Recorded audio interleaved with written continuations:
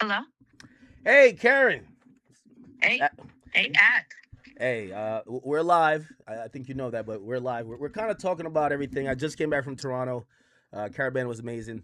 So I get to look at the Oh, this couple. is why. This is why when you don't text back, you're fucking on a jet. This Yeah. is why.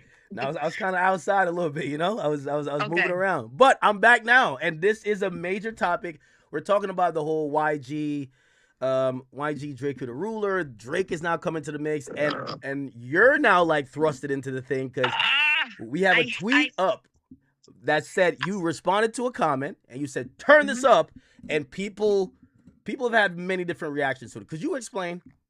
Okay. Okay. One, let's turn it down a little bit and Okay, let's calm turn it back down down on now. on my behalf. So first and foremost, I did not realize like I tweeted turn this up because I thought the conversation was paid media, like and speaking negatively about like YG. And I wanted to hear the full context. I did not realize it was gonna include like insinuations that have to do with Drake or claims of Drake. Like I didn't even realize that was what's the gentleman's name? Glasses Malone. um, Glasses. Sorry, I didn't realize it was Glasses Malone. And even in that, again, nothing wrong with it. I know he has his own personal issues. Um, with OVO, Drake. He's been very vocal in that. So again, I don't. Once I realized the insinuations with Drake and the claims, like where it was going, I just deleted the tweet because, again, I don't necessarily subscribe to that conversation or those notions. Okay, and I'm Yeah. thank you so much for even like clarifying it. Yeah. So, all right, so you basically thought this was a conversation on the surface about paid media, paid narratives, and So what look, is when you happening. I saw the tweet like real quick. I'm like, oh, okay, they're having a conversation about like I really have this internal thing. I've been having conversations with like friends where I feel like the LAPD in a sense, or not just even the LAPD, police now are using media to continue their investigations and do certain things. That's a whole nother topic. So when I saw paid media, YG, what was transpiring, I'm like, oh, okay, this goes into what I was discussing. Turn this up. Then I go into full context. I see who it is, the conversation where it's going, and the claims against Drake. That's why I was like, oh no, I'm going to have to delete this because I do not support what's being insinuated, and I don't want my willingness to listen to mistake it as an agreement. That's why I deleted it. And then people who asked, I responded to them like, yeah, I don't subscribe to that notion because I know people see Drake as like the product. This is somebody who's been in this business 15 plus years. I see the person, and it's a very sensitive topic. Even YG too, just the last couple of years, it's a very sensitive topic around all of that, especially conversation around him. So I don't play the online games, and not just him. But yeah, I don't play the online games and using this as entertainment because what's happening to people in their real lives, like this is not entertainment.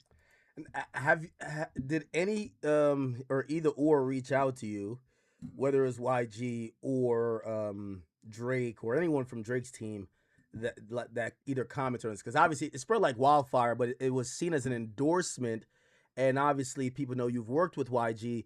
I don't know if Oh you've ever worked no, with. no, no, nope! It's not an endorsement. I No, didn't that's how speak people to seen it. like. That's what I'm saying initially. That's how they Oh, saw okay, it. okay. No, no, no. Which I appreciate you providing that clarity. I didn't go into it with YG. I didn't speak to him about that. We didn't we didn't go back and forth. I actually spoke to. I didn't speak to anybody on the overall camp. I don't really thing there, but yeah. I mean, if they do reach out, if it ever gets to that thing, it's not negating that at all. Like because at the end of the day, I'm a civilian, like my name, and it's unfortunate situation, and I'm gonna just keep saying that it's an unfortunate situation um, on both ends when it just has to do with these two people who are like, yeah. Yeah, I was thinking that this would be something. Obviously, you've cleared it up now, but I'm thinking Hmm. I'm just telling you what I thought initially. I Hmm. was like, well, I know Yeah, you've had a relationship in the past with Wayne, which is, Young Money, and Drake yeah, kind of comes from that camp. So, and I know you also have had a relationship with YG, but also like Nipsey. yeah. I would think that All because knowing of you. all of the things. It, Yeah, no. Knowing me, first and foremost, act because we've been through yeah, yeah, this like from a business front. Like if yeah. it's conversation things, that's first and foremost. Like I don't predicate to get into this like these back and forth where I feel like a whole bunch of other people are included. And I'm always gonna be on the stance when it comes to like I don't really have a vocal POV because my POV on Drake is not necessarily one that a lot of people may agree with or understand. This is somebody I've been in Los Angeles for 14 plus years. Throughout my time in Los Angeles, with talent, different people that I've worked with, he's been super instrumental. He's been always very supportive. Um, yeah, so I don't have like the bad to subscribe to him or the to negate what everybody else is saying in certain things. I've never had that. Like I've never had those challenges. He's always been amazing.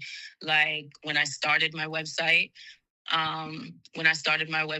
like he was super amazing in just like the process of that and just always being a supportive person when it comes to like independent artists. Yeah. But yeah, I didn't have a conversation. Just to answer your question, I didn't have a conversation on both ends. I didn't necessarily think it to. I apologize if it caused a fiery storm, but deleted it. Yeah, I deleted it. I didn't realize where this conversation can go. Sorry, my age is showing. And yeah, that's not entertainment to me at all. Yeah. So deleted, move from it because it's not entertainment. These people, like, I understand it, like, same thing for YG and Drake. And hopefully you read between the lines of what I'm saying. I don't subscribe to talking about like it's 5 to 6 artists: the Drake, the YG, the Kendricks, the Jay-Z's, and certain people, the Nicki Minaj's, and conversation online because it's so much other stuff. And when you're working in this business, you come face to face. You're working with these people in close proximity. So yeah, I value that, and I take that serious within itself. So I'm not going to be playing online and giving falsified POV. No, no, of course. I do want to Yeah. kind of get into what you were kind of aiming at because there is a Mm-hmm. larger conversation about that. And I Yeah. wonder where you kind of have seen, you've been around for a long time, really even before me. Congrats to all your Yeah. success. But when you talked about, all right, so you meant to speak about like just paid media and maybe paid narratives or whatever. That has been a subject that people are talking about, right? Shit. Recently, we've seen Charlemagne the God, who felt like Mm-hmm. there's certain propagandas going out, maybe going against certain artists, for certain artists, whatever it is. I wonder what you think about that. You're behind the scenes. You kind of see everything. Yeah. You see everyone's hands. And what do you specifically think about how that's affected someone like YG, especially maybe like in a recent year or so? I don't want to just say it affects him, just speaking in general.